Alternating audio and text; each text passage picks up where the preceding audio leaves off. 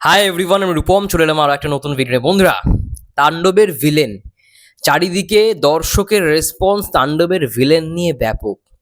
তাণ্ডবের টিজার কবে আসবে সেটা নিশ্চয়ই ইতিমধ্যে কিছুটা হলেও আমরা আভাস পাচ্ছি যে এই উইকেই খুব সম্ভাবনা থাকে 7 তারিখ অথবা 9 তারিখের মধ্যে কিন্তু টিজার আসবে।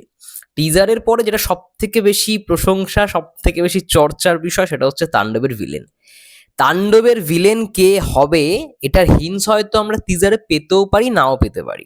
যেমন তুফানে চঞ্চল চৌধুরী একটা ভিলেন হিসেবে তো কাজ করেই ছিল, সে কোথাও গিয়ে একটা অ্যান্টাগনিস্ট ছিল যেরকম ভাবে দেখানো হয়েছে। তারপর তো আলাদাই একটা সবার শেষে একটা আলাদাই বিষয় ঘটে গেছিল তুফানের শেষে। তো সেরকম ভাবেই তাণ্ডবে কে থাকতে চলেছে, কারণ জয়া হাসানের ক্যারেক্টারটা সে হচ্ছে সাকিব ভাইয়ের বোনের ক্যারেক্টার প্লে করছে, সাংবাদিকের ক্যারেক্টার প্লে করছে, আর সাবিলা নূর হচ্ছে হিরোইন। তাহলে অ্যাকচুয়াল ভিলেনটা কে?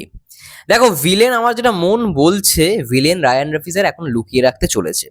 এবং দর্শক মহল থেকে সব থেকে বেশি যেটা রেসপন্স ভিলেন নিয়ে, যার নাম মানে দর্শক সব থেকে বেশি চায় যাকে, সেটা হচ্ছে আমিন খান। আমিন খানকে তারা ভিলেন হিসেবে চায়। এবং আমার মনে আছে সেই বরবাদ যখন রিলিজ হয়, বরবাদ নিয়ে যখন ভিডিও বানানো শুরু করি জানুয়ারি মাসে, আমি যখন আবার ব্যাক করলাম ইউটিউবে, তখন বরবাদ নিয়ে ভিডিও করতে করতে যখন তাণ্ডবের একটা আপডেট আসে যে তাণ্ডবের শুভ মহরত হবে, তখনই বলেছিলাম যে তাণ্ডবের ভিলেন হিসেবে যদি আমরা শাকিব খান ভার্সেস আমিন খান বা শাকিব খান আমিন খানকে যদি তাণ্ডবের মধ্যে রাখা হয়, তাহলে জিনিসটা খুব ভালো হবে। আমি দেখলাম সেই ভিডিওর কমেন্টে অনেক ভালো ভালো কমেন্ট পেয়েছিলাম যে হ্যাঁ দাদা, তুমি ঠিক বলেছো, আমিন খান থাকলে খুব ভালো হয়, আমরা আমিন খানকে চাই। এবং আমিন খান কিন্তু একটা বছর হয়ে গেছে, একটা দীর্ঘ বছর হয়ে গেছে, সে কিন্তু সিনেমা থেকে একটু দূরেই রয়েছে। তো সেই জায়গা থেকে এখন সে কতটা ফিটেবল, সে কতটা সিনেমায় এখন পারফরমেন্স দিতে পারবে, সেটা তার উপরে ডিপেন্ড করছে। আই থিঙ্ক সেটা একটু তিনি ব্যস্ত রয়েছেন। তিনি এখন সিনেমায় আই থিঙ্ক খুব একটা এখনই আসার ভাবনা চিন্তা করছেন না। এবার মেগাস্টার যদি তাকে বলে, তিনি অবশ্যই করবেন। এবার মেগাস্টারের উপর ডিপেন্ড করছে, বা ডিরেক্টর যদি সেরকমভাবে আমিন খানকে ভেবে থাকে যে হ্যাঁ, তিনি ভিলেনের দারুণ একটা ক্যারেক্টার করতে পারবেন, তাহলে অবশ্যই হোক না, আমিন খানকে দিয়ে একটা ভিলেনের ক্যারেক্টার হোক না তাণ্ডবে। আমরা তো সবাই চাই।